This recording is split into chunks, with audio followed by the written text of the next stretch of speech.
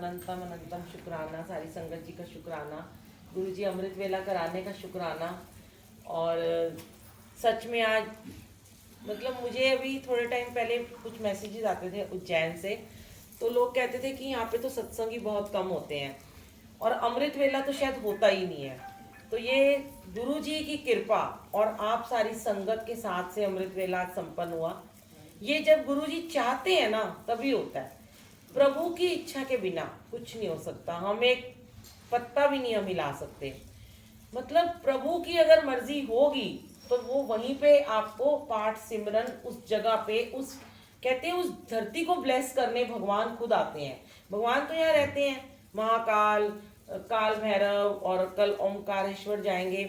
तो ये सब जर्नी हमारी आप लोगों के साथ जितने लोगों को गुरुजी ने डिसाइड किया है ना, पहले से तय। हम नहीं ये तय करने वाले, ये हमारे मतलब हमारे जन्म लेने से पहले ही लिखा गया था कि इस वक्त इस दिन हम यहाँ पे होंगे और दर्शन करेंगे और अमृत वेला होगा। शुक्राना गुरुजी। अभी हम लोगों ने निकलना भी है आज, तो थोड़ा सा मैं सोच तो कुछ हमेशा अलग ही सोचती हूँ। और आज मेरे को अंकल ने अभी मेरे कान में क्या बोला, विनोद अंकल ने, आज हम अपनी जर्नी शेयर करो। मैंने कहा ये तो मैं बहुत बारी कर चुकी हूँ। कहते नहीं आज आपको गुरुजी कह रहे हैं। मैंने कहा अच्छा। तो उससे पहले मैं थोड़ा सा मेरे मन में 2-3 दिन से भाव आ रहा था, जब हम जहाँ भी हम निकलते हैं ना, जब हम यात्रा के लिए कहीं भी निकलते हैं तो भाव आने शुरू हो जाते हैं। वो थॉट सिर्फ गुरुजी देते हैं।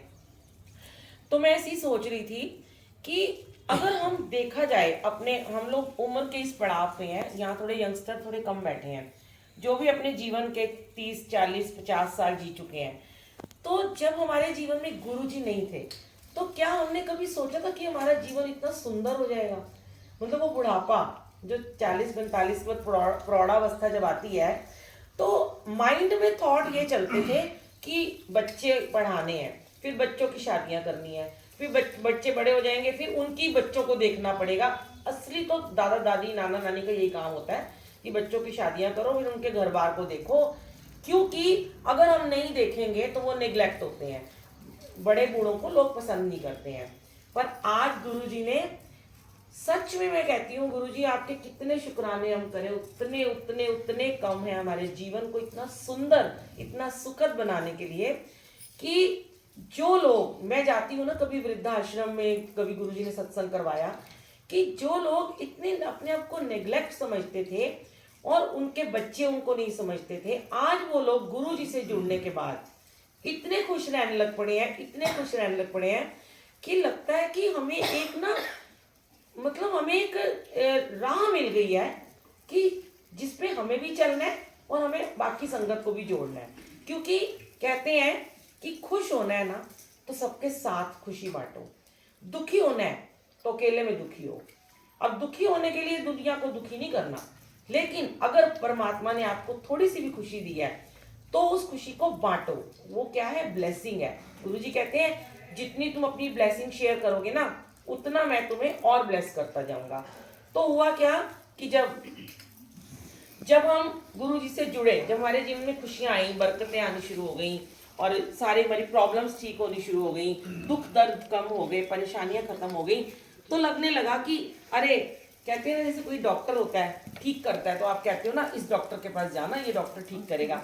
तो हमने कहना शुरू कर दिया ये गुरुजी हैं, इनके पास जाना, बड़े भोले भाले हैं, फटाफट आपकी प्रॉब्लम्स को ठीक कर देंगे। तो खुशियां कैसे हुई, बढ़ती चली गई। हमने औरों को जोड़ा कि आप भी जाओ। कभी भी कोई भी चीज़ हमें जब मिलती है, पहले होता था सच में, जब हम भी बहुत साल पहले गुरुजी, मतलब हम कहते हैं गुरुजी को हम नहीं जानते, गुरुजी हमें तब से जानते हैं। तो लगता था कि ये बस मेरा ही है, ये सब मेरा मेरा मेरा, ये मुझे ही बस मिल जाए। यही भाव थे ना सबके मनों में, सबके थे, कोई माने ना माने। बहुत रेयर होंगे 1% जो सोचते होंगे नहीं मेरे भाई को भी मिले, नहीं मेरी पड़ोसी को भी मिले। जनरली तो यही सोचते हैं बस मुझे दे दो, बस आप इसको बाद में देना।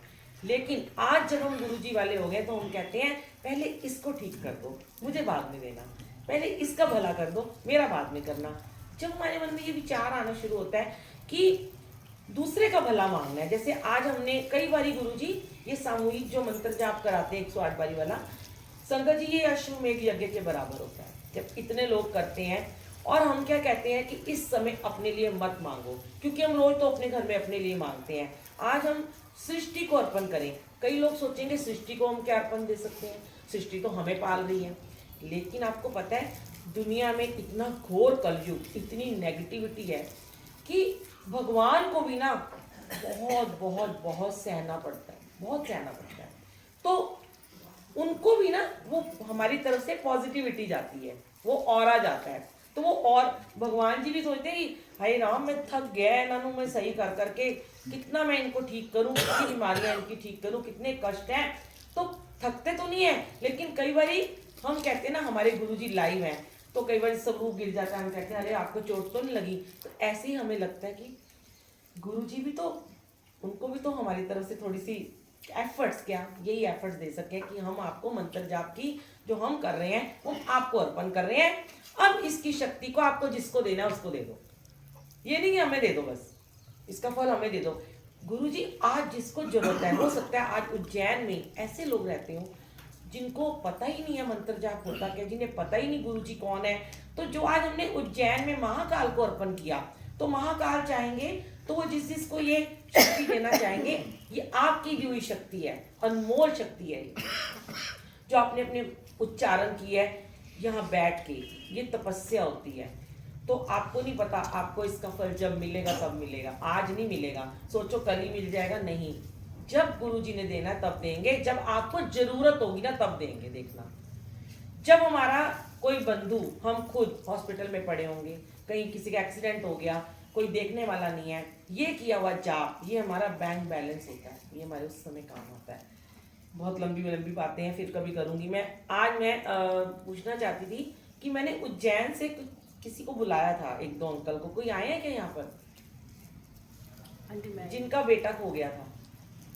वो नहीं आए ना, चलो वो आ नहीं पाए। मैं ना आपको उज्जैन का ही एक सत्संग सुनाती हूँ। उज्जैन में आके मैं उज्जैन का सत्संग ना सुनाऊं ये पॉसिबल नहीं है।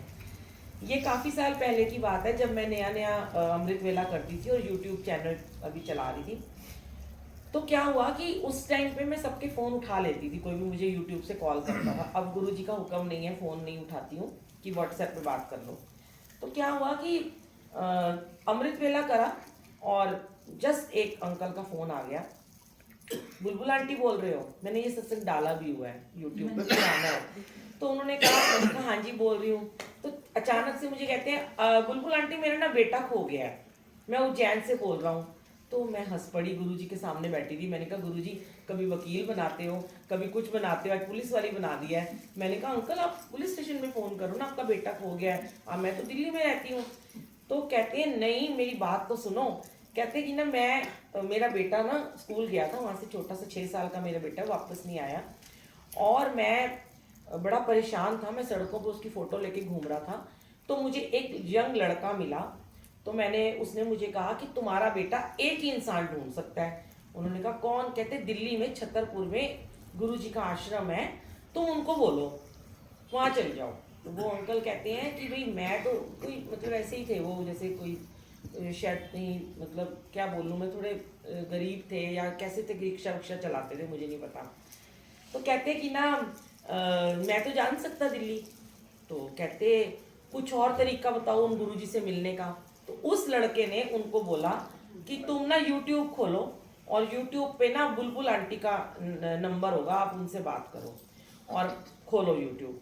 तो वो कहता है मेरे पास तो फ़ोन भी नहीं है व्हाट्सएप वाला ऐसा वाला। उन्होंने कहा मेरे से मेरा नंबर मेरे से खोल लो। तो उसने नंबर खोला, तो वो अंकल कहते कि जैसे ही मैंने खोला तो उस पर आ गया बुलबुल आंटी सत्संग और आपका फ़ोन नंबर चल रहा था, और मैंने उस पर आपको कॉल कर दिया। मैंने कहा गुरुजी कैसे सेवा लेना चाहते हो? जैसे मैं सबको बोलती हूँ कि मंत्र जाप करो, तो मैंने कहा अंकल आप ना मंत्र जाप करो। कहते वो क्या होता है? मैंने उनको बोल के सुनाया, ओम नमः शिवाय शिव जी सदा साय, ओम नमः शिवाय गुरु जी सदा साय। मैंने कहा आप ना इसको यूट्यूब पे चलाना। कह रहे आंटी मेरे पास तो यूट्यूब वाला फ़ोन ही नहीं है, कैसे चलाऊँ? अब मैंने कहा चलो ऐसे करो, ये मंत्र जाप है, मन में बोलते रहो, पर एक बात है, जब तक आपका बेटा ना मिल जाए ना, आप ये मंत्र जाप बंद मत करना, चलने देना, मन में बोलते रहना। कभी आपकी वाइफ चलाए, कभी 1 घंटा आप बोलो। कहते ठीक है, मैंने फ़ोन काट दिया। उसके बाद मुझे नहीं पता, हम जा रहे थे कहीं गांव में, जा रहे थे हम सत्संग की सेवा करने।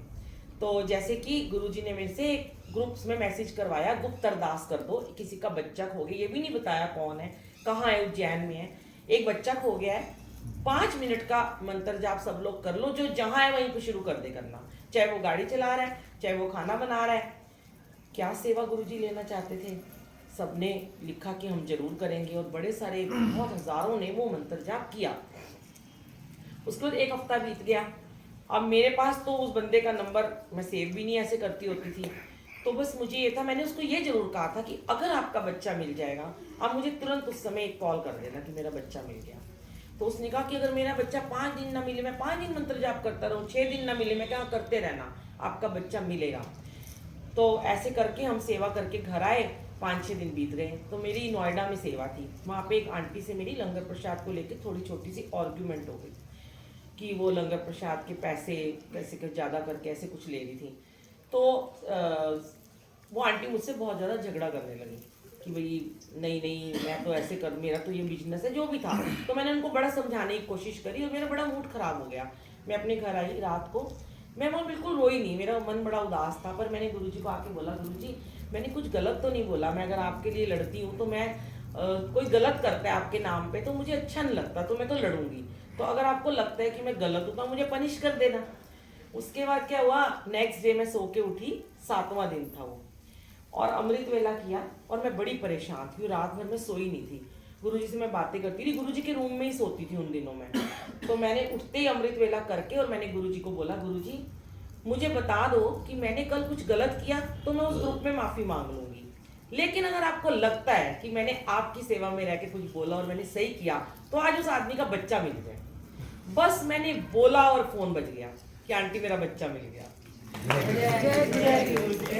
और उन्होंने कहा, मैं रोने लगी, मैंने कहा कहाँ मिला, कहते छत्तीसगढ़ जाने की ट्रेन में। वो कहते धन धन गुरुजी आपके, मुझे नहीं पता ये कौन है। वो कहता है मैंने मेरे गूज़बम्स आ रहे हैं, वो कहता है मैंने 6 दिन मंत्र जाप किया, मुझे आता भी नहीं था, मैंने जैसे भी आता था मैंने किया, और उसके बाद क्या हुआ कि उसी दिन मैंने अपने घर में शुक्राना सत्संग रखा। ये देखो, ये होता है गुप्त किसी के लिए करना, वो जानता नहीं कौन है, मैं उसे जानती नहीं हूँ, मैंने अपने घर सबको बुलाया, आओ सत्संग करेंगे, वो बच्चा मिल गया। उस बात को 4 साल हो गए हैं। अब जब उज्जैन आना था, फिर गुरुजी ने मुझे उसकी याद दिलाई। मैंने उन अंकल का नाम सेव किया, संगत उज्जैन करके, नाम भी नहीं पता मुझे, रमेश अंकल, कभी तो मिलेंगे मुझे, आज मैंने उनको यहाँ बुलाया था। परसों मैंने उन्हें फ़ोन किया, उन्होंने कहा मैं पक्का आऊँगा। मैंने उन्हें एड्रेस दिया, मैंने कहा अपने बच्चे को लेके आना, मैं सबको मिलवाना चाहती हूँ। तो उन्होंने बोला बहुत सुबह का समय है, शायद मैं ना आ पाऊँ, दूर है, लेकिन मैं दिन में मिलूंगा। मैंने कहा दिन में तो मेरी गारंटी नहीं है, मैं कहाँ पे होंगे, तो इसलिए वो शायद नहीं आ पाए होंगे। पर गुरुजी ने आज उनका सत्संग सुना के उन्हें ब्लेस किया। और मैंने उनको ये पूछा कि आप गुरुजी को मानते हो, तो उन्होंने पता क्या बोला, आंटी जिन्होंने मेरा बच्चा वापस किया, मैं दिन रात उनके गुणगान गाता हूँ और मैंने बड़ी सारी संगत को उनसे जोड़ा है। देखो ये सेवा गुरुजी लेते हैं कि एक को कॉल कराते हैं और कितने लोगों को जोड़ देते हैं। और वो कहता है मेरे को सब कुछ गुरुजी का ही दिया हुआ है, कौन है कहाँ है मेरे को, मैं बड़ी आज उम्मीद में थी कि मुझे दिख जाए, पर चलो कोई बात नहीं। और एक शालू आंटी हैं, और आज इनको देखो गुरुजी ने कैसी सेवा दी। आओ ना इधर, ये यूट्यूब ये फेसबुक पे हमारे अमृत वेला से जुड़ी हुई हैं, मैं तो जानती नहीं हूँ। मैंने अभी आते आते ऐसे ही लाइव डाल दिया था कि हम उज्जैन जा रहे हैं। आंटी का मुझे मैसेज आया कि आंटी मेरा बड़ा मन था मैं आपके घर आऊँ, लेकिन आज मुझे यहाँ पे आने का मौका मिलेगा। तो इन आंटी ने हमें पूछा कि मेरे को कोई सेवा लानी है, तो जस्ट मुझे कीर्ति आंटी ने कहा कि हम स्वरूप नहीं ला पाए, तो मैंने कहा आप स्वरूप की सेवा ले आना।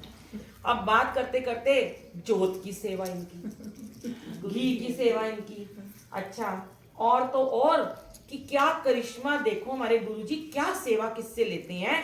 तो ये आंटी कहती हैं कि मैं कड़ाह प्रसाद भी बना लूं, वो भी सेवा इनकी। रात को स्पीकर यहाँ वाला चला ही नहीं जो हम चेक करने आए, मैंने कहा आंटी अब स्पीकर की सेवा भी आपकी। देखो गुरुजी ने इनको घर बैठे इतनी संगत की सेवा करने का मौका दिया।